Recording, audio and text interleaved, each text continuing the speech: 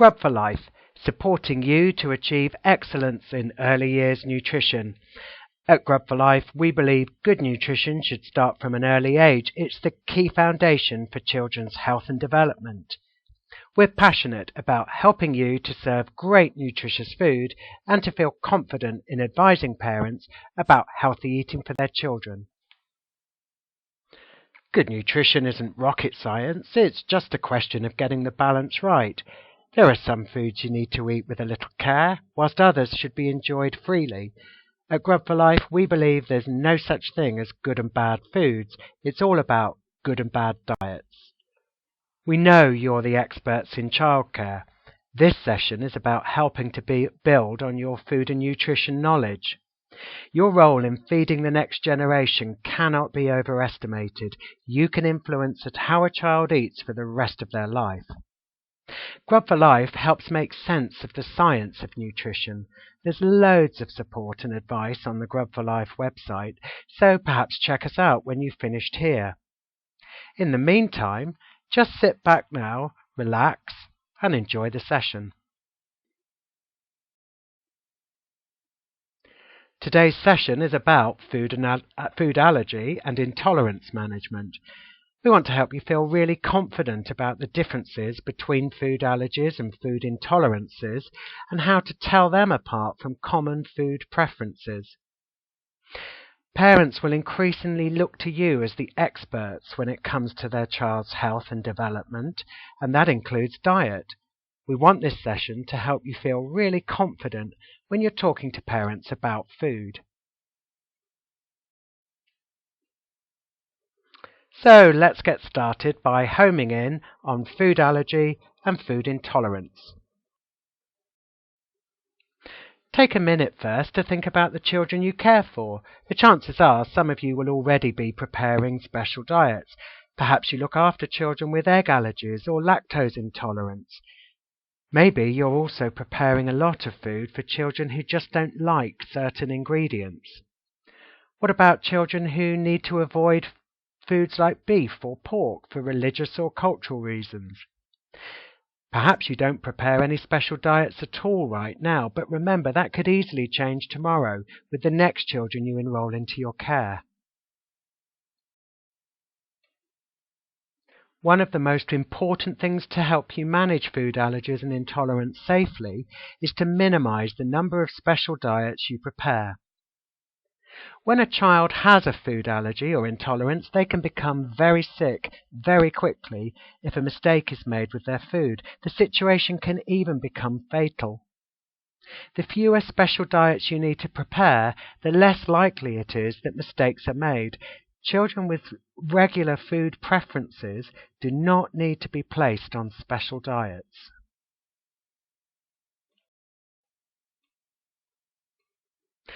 An allergic reaction to a food is triggered by the immune system. The immune system treats the allergen or the food the child is allergic to like a poison. It triggers symptoms by producing chemicals in the blood, and this all happens very, very quickly. Symptoms can range from vomiting, skin rashes and hives to the complete shutdown of the child's airways. In its most severe form, food allergies can result in anaphylactic shock, which is life-threatening if not treated urgently with an injection of adrenaline from an EpiPen. Food allergies are actually less common than you might think, affecting around 8% of children. Many will grow out of their food allergies, but this tends to be after the age of 8. As a medical condition, food allergies should be diagnosed by a GP or a specialist allergy clinic. Food intolerances are quite different from food allergies. Still a medical condition, but now it's the digestive system that's involved, not the immune system.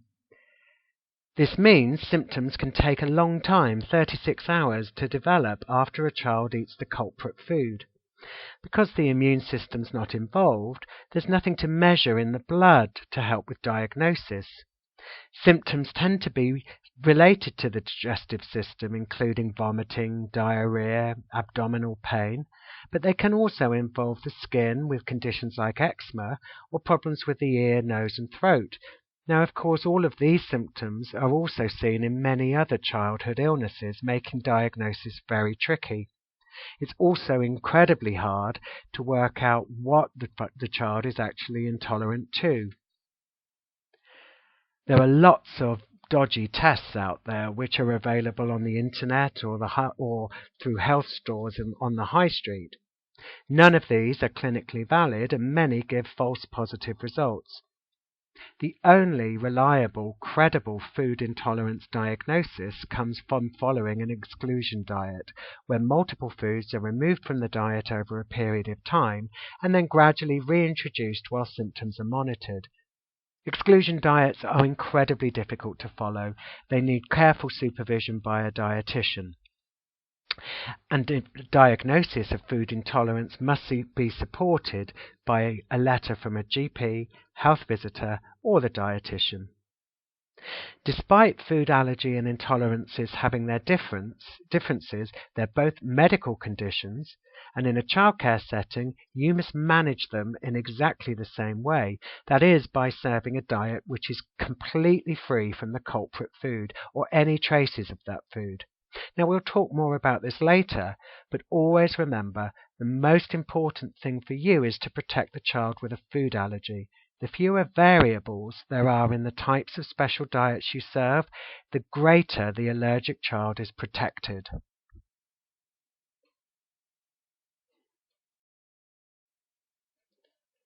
Now let's have a quick recap on food allergy.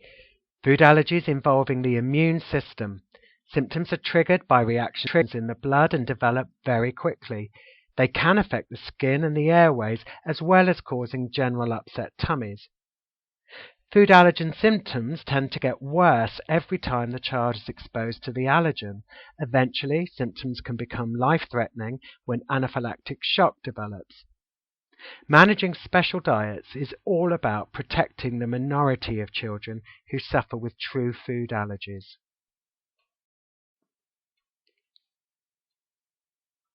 Now, you'll often hear the terms food allergy, food intolerance, confused with food preferences. You really must not make this confusion. Food preferences are very common. Most children will go through them, and if you prepare special diets for every child who experiences a food preference, you'll be at extremely high risk of making a child with a food intolerance very unwell, or at worst, a child with a food allergy becoming critically ill while in your care. Remember, the more special diets you prepare, the greater the likelihood of making a mistake. Enrollment is the critical time to identify the child with an allergy or an intolerance. It's not your job to diagnose. You can leave that to the health professionals, but it is your job to ask for the relevant information to support diagnosis. A doctor's letter is a vital insurance for you and the children in your care. Asking for the doctor's letter shows you as a professional childcare expert. It can also help parents gain an understanding that allergies and intolerances are medical conditions and quite different from regular fussy eating, which is just more about challenging behaviour. So let's think about food preferences. We all have them. Some children will never learn to like foods like Brussels sprouts, couscous or fish. However, many food preferences will be overcome and quickly left behind as a child grows and develops. 3/4 of children develop food preferences at some stage. It's a very normal part of development. Think about children you've cared for who all of a sudden refused to eat toast because it was just a little too dark, or wouldn't eat a biscuit because it was broken. Others may have had very limited ranges of vegetables that they'd eat, or might struggle with foods that need a lot of chewing. Often it's easy to see where food preferences started. They can be linked back to late weaning, an overdependence on milk, or through the influence of others, particularly adults and even more so child carers. Just imagine the effect on a child, hearing the person they love saying that they hate cabbage or they can't stand the smell of fish. These things very quickly rub off. Now, no child should ever be forced to eat foods they really don't like, but they should be encouraged to at least try a new food. It can take up to 13 introductions of a new food before a toddler accepts it as part of its normal foods that it enjoys. Food preferences can often be overcome by using foods in play or to do artwork. Children will often eat, touch, smell, and really feel comfortable with a food if they're not in a situation where they're expected to eat. Getting children involved in peeling, chopping, and preparing foods is a great way to tempt them to try them as well. It doesn't usually work to hide foods on a child's plate. Let them see where the sprouts or the mushrooms are, rather than just discovering them in their mouth. This could often make the problem worse. Don't forget, 75% of toddlers go through a period of refusing food and rejecting different ingredients. It's a very normal part of development, but doesn't mean you need to provide special diets. I want to give you another reminder: when it comes to food allergies and food intolerances, your principal aim is to protect the children with food allergies. To do this, you need to treat the food allergies and intolerances in the same way as medical conditions, requiring a written diagnosis from a health professional, and also needing a menu which is 100% free from the culprit food. There is no room here for half measures or semi-special diets. Special diets for food preferences should be avoided wherever possible to minimize your risk of making a potentially fatal mistake with a child with an allergy. Food allergies and intolerances are medical conditions. Food preferences are behavioral and developmental issues.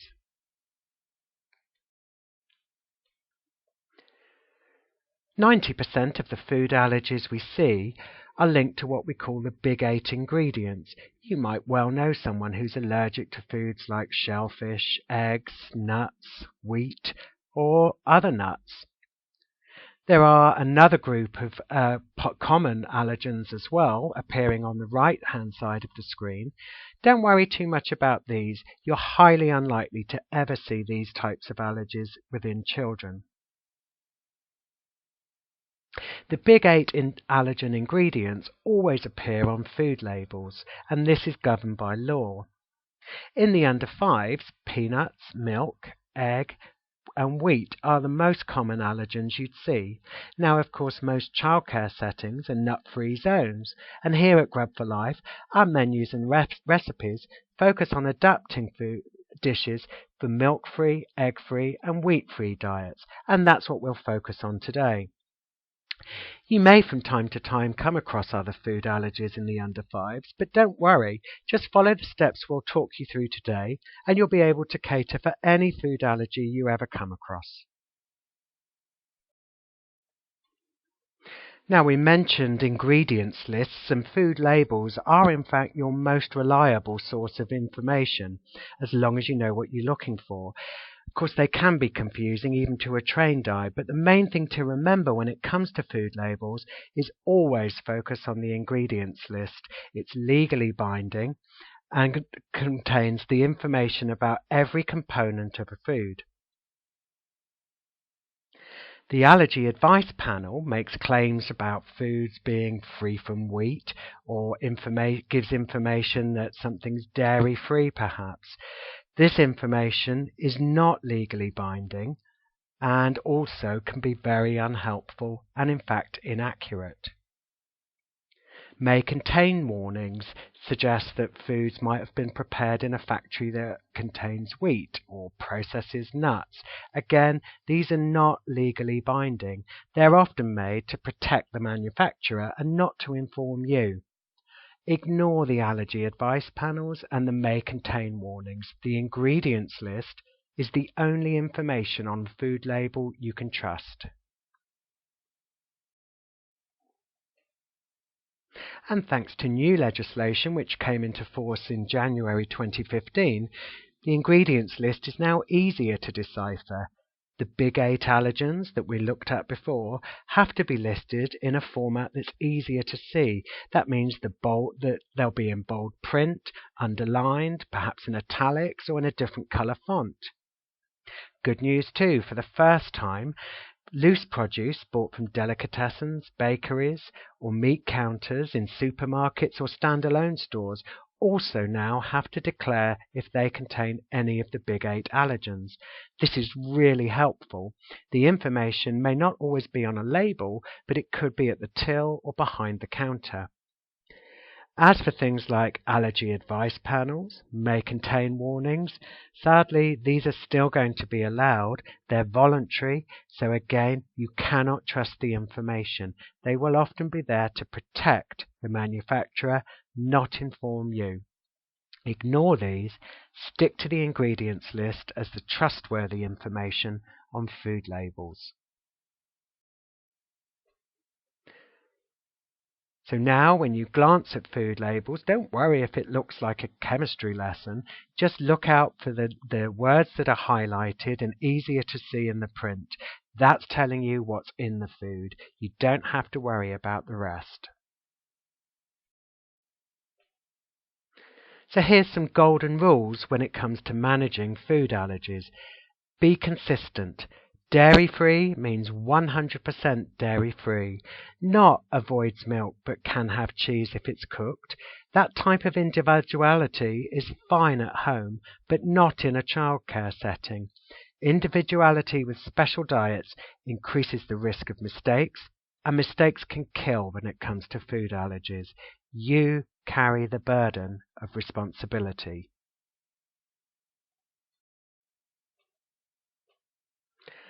Always ask for a health professional's letter to support food allergy or intolerance diagnosis. You may have to agree a time period of, say, a month with parents to obtain this, and during that time, of course, you serve the free-from diet as requested. You don't need to be nervous about food allergies and special diets. You have all the information you need to manage them and to advise parents on your policies with confidence. Start as you mean to go on, at enrolment. It's so much easier to get it right from the start than to change things later.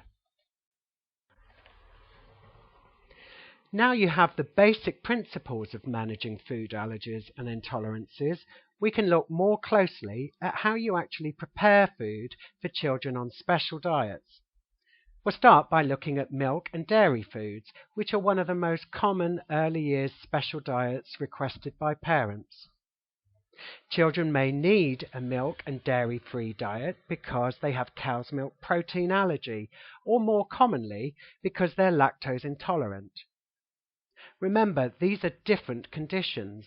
The child with cow's milk protein allergy reacts very quickly to the protein in milk, whilst the lactose intolerant child cannot digest lactose, the sugar in milk. Different conditions, but in a childcare setting, both conditions must be treated in exactly the same way, with a 100% dairy-free diet. There are all kinds of different animal milks available nowadays, like sheep's milk or buffalo milk. Goats, sheep, and buffaloes all come from the same family of animals as cows. They're all ruminants or bovines. Their milk contains very similar proteins and all contain lactose. Therefore, they're not suitable for a dairy-free diet. We'll come back to talk about the more suitable alternatives to cow's milk in a moment. First, let's look at where you'll find milk in the diet. Some foods are very obvious sources of milk, and you can usually find a selection of free-from alternatives to use without much trouble. Other food with hidden ingredients are more tricky. These are foods where you really wouldn't expect to find milk in the list of ingredients. For instance, would you expect to find dairy in a stock cube or in a packet of crisps? Some brands contain traces of dairy, others don't. It's only by looking in the ingredients list that you know which brand is okay and which isn't. The hidden milk ingredient is usually there for food manufacturing reasons rather than for taste, which is why you mustn't assume foods are free from allergens until you check the ingredients list. Soya milk and soya milk products like yogurts and custards are the first choice alternatives for a dairy-free diet. Soya contains a high level of protein, and soya foods are usually fortified with calcium, so they're very nutritionally similar to cow's milk. Other vegetable milks, like oat milk or milk made from peas, are available, but these have low levels of protein and are not always fortified with calcium, both very important nutrients for young children, so these milks are not recommended as good choices for dairy-free diets. Most childcare settings are of course nut-free, so alternatives like almond milk are also unsuitable.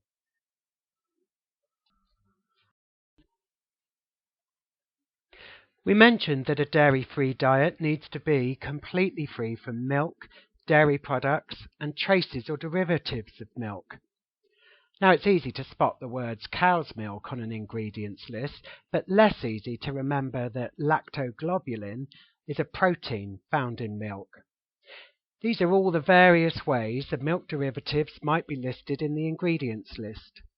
It's really helpful to keep this list with you so that you can refer to dairy ingredient terms when you're checking labels.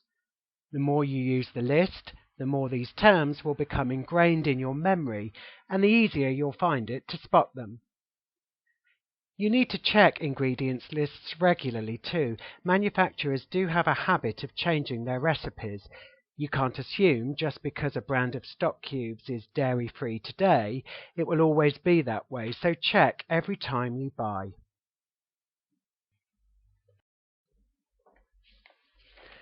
After a while, you'll start to build up a good stock of frequently used alternative ingredients, and adapting recipes will become easier and easier.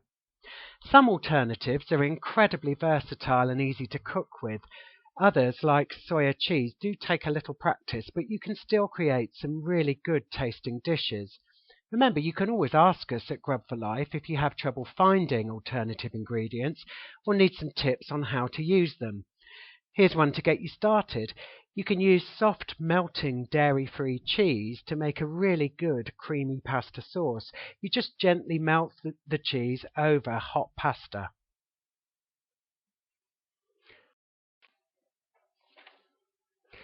So now you've been through the process for dairy-free diets, you can handle any free-from diet. Just follow exactly the same principles. Identify the obvious foods, use the ingredients list to find the hidden sources, and then build up your stock of free-from ingredients and plan your recipes which need adapting. Having the reference list of the culprit ingredients is really helpful. Here's the list of possible ways wheat can be listed as an ingredient. Most of them feature the word wheat, which makes it a little easier than dairy ingredients, but it's still a good idea to keep this list handy if you're checking for wheat-free products. It's easy to forget, for instance, that the rusk in sausages is actually made from wheat, or that cereal filler in ice cream is also made from wheat, especially if you're in a hurry.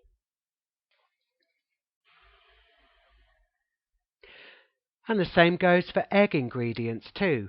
Some are really easy, but others are less obvious, like ovomucoid or ovoalbumin. Well, congratulations! You're now an expert on managing and cooking for food allergies and intolerances. Once you've been through the enrolment process with families and are happy that a special diet is needed, just follow these simple rules. Check the ingredients list, adapt your recipe ahead of time, build up your stock of alternative ingredients, and of course, if in doubt, ask. We're always happy to help at Grub for Life. Let's give you one more reminder of the differences between allergies and intolerances. Food allergy is an immune reaction. It's a fast reaction and can potentially be life-threatening. Food intolerance is nothing to do with immunity. It's a digestive problem.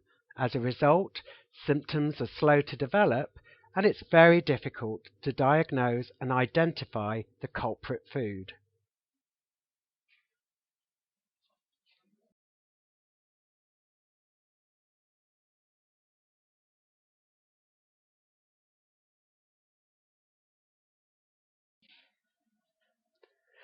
Your main priority is to protect the child with a food allergy by minimizing the number of special diets you prepare.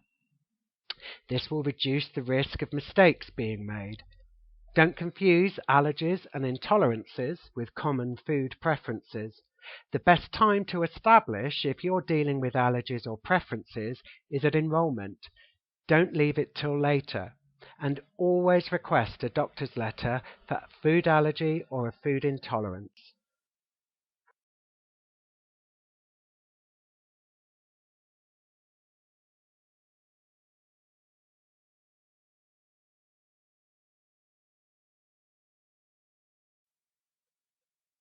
If there's no health professional's letter at the time of enrolment, agree a time period for this to be obtained, but of course offer the special diet during this time.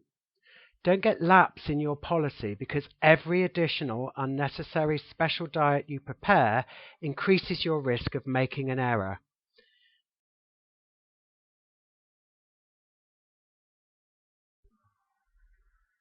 Food preferences are normal.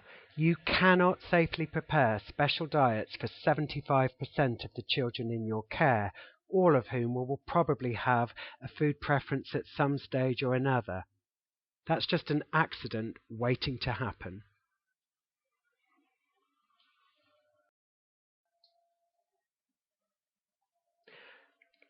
Grub for Life, supporting you to achieve excellence in early years nutrition. At Grub for Life, we believe good nutrition should start from an early age. It's the key foundation for children's health and development. We're passionate about helping you to serve great nutritious food and to feel confident in advising parents about healthy eating for their children. Welcome to Question Time.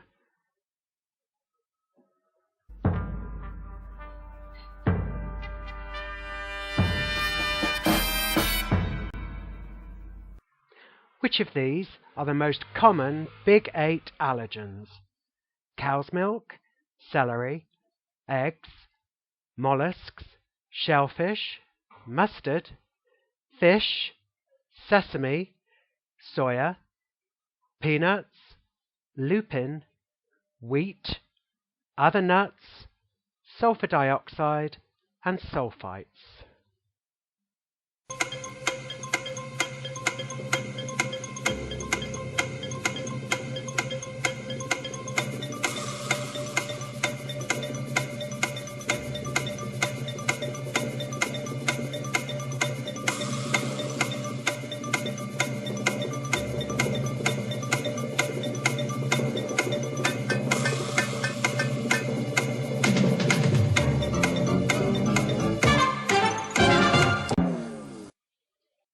The most common Big 8 allergens are cow's milk, eggs, shellfish, fish, soya, peanuts, wheat, and other nuts, and these by law will always be highlighted on the ingredients list.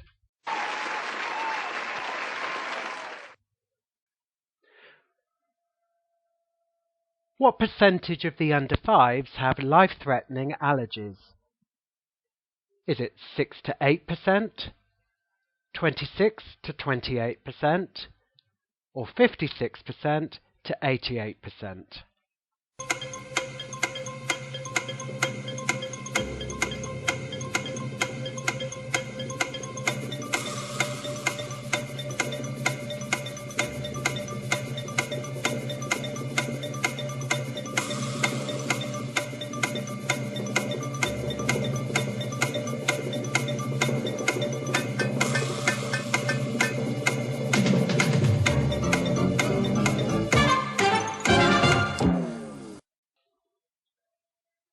And the answer is only 6 to 8% of children have a true food allergy.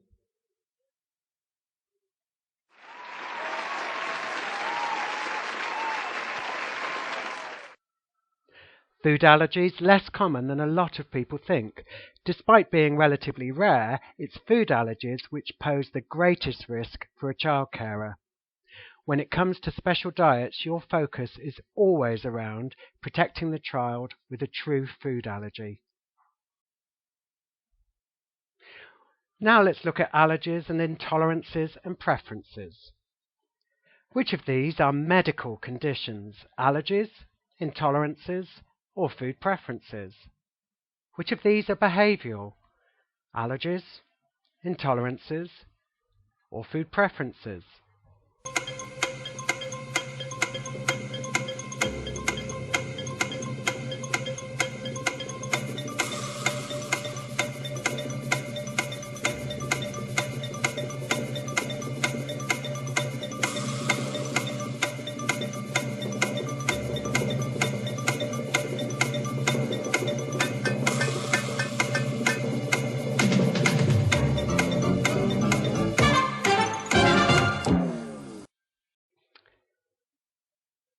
And of course the answer is allergies and intolerances are medical conditions, while food preferences are behavioural.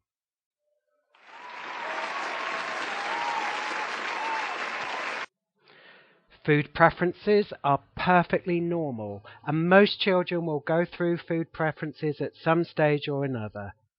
It's your job as a child carer to help children get through their feeding issues just in the same way you do help them through potty training, socialising, or even learning to tie their shoelaces.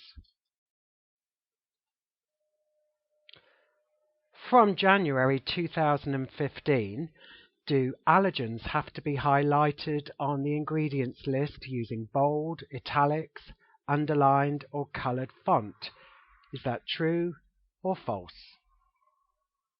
The allergen information has to appear at delicatessen, bakery, and butchery counters. Is that true or false? And may contain nuts warnings are relating to equipment that has been used in processing or the factory that's been using processing. Are these compulsory by law? True or false?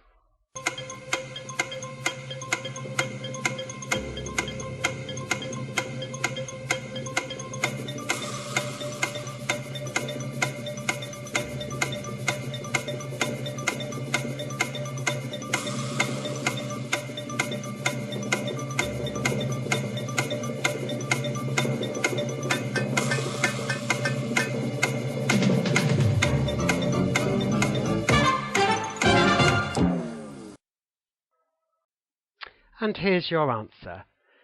New legislation means it's easier to spot allergens on the ingredients list. They'll now be shown in different coloured font, or they may be underlined or shown in bold print or italics.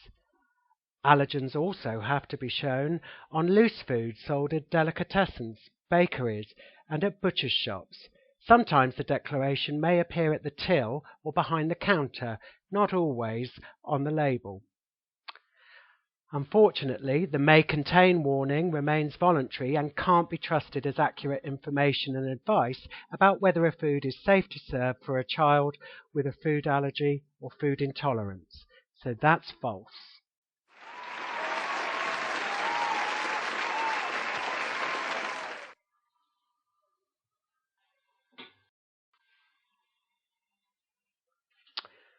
Which of these can be used for a milk allergic or lactose intolerant child?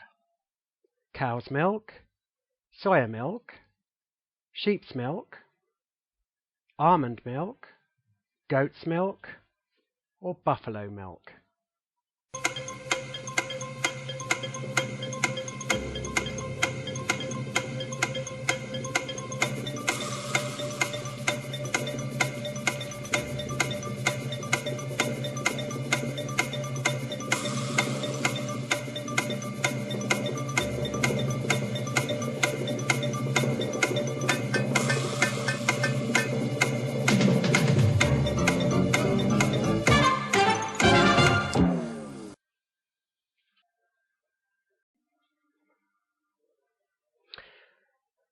And the answer is soya milk as the first choice as an alternative to milk for dairy allergic children or children with lactose intolerance.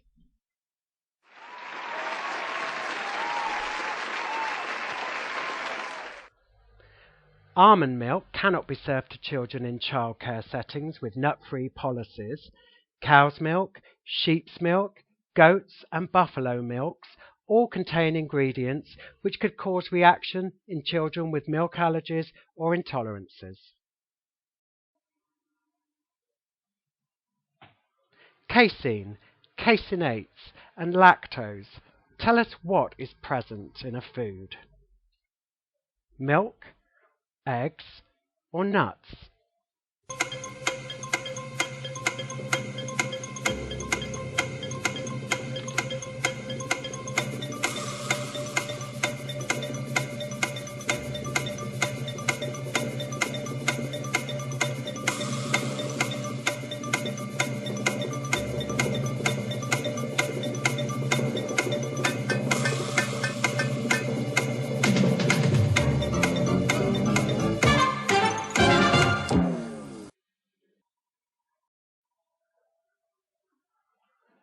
And the answer is milk. Casein, caseinates and lactose are all derivatives of milk.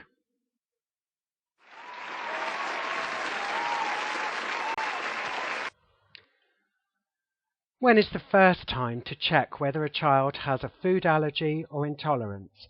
When they enroll, when they attend their first day, or when they present with signs that they may be unwell?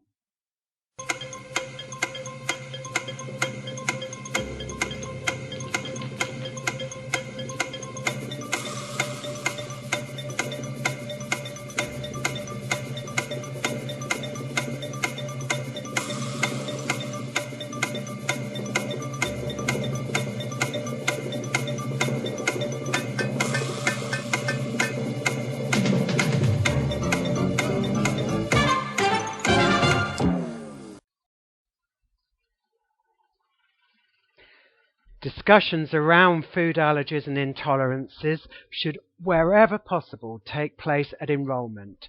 Start as you mean to go on.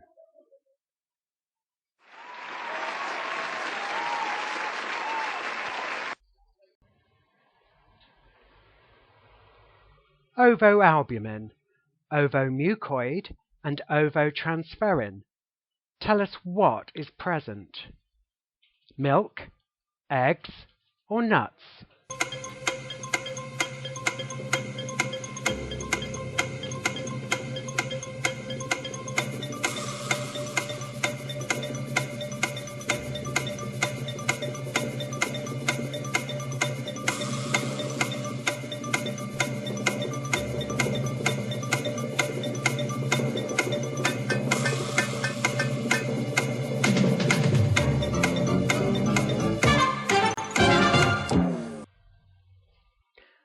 Ovo is the Latin word for eggs, so when you see any of these words, you always know egg is present in a food.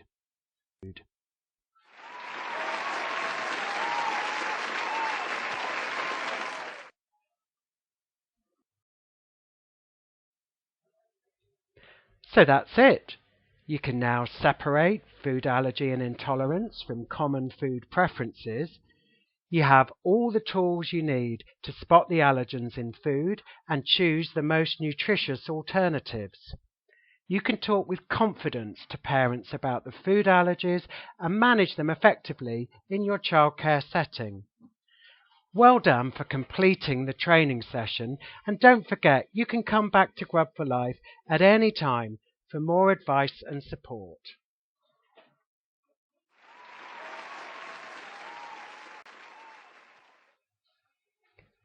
Grub for Life, supporting you to achieve excellence in early years nutrition.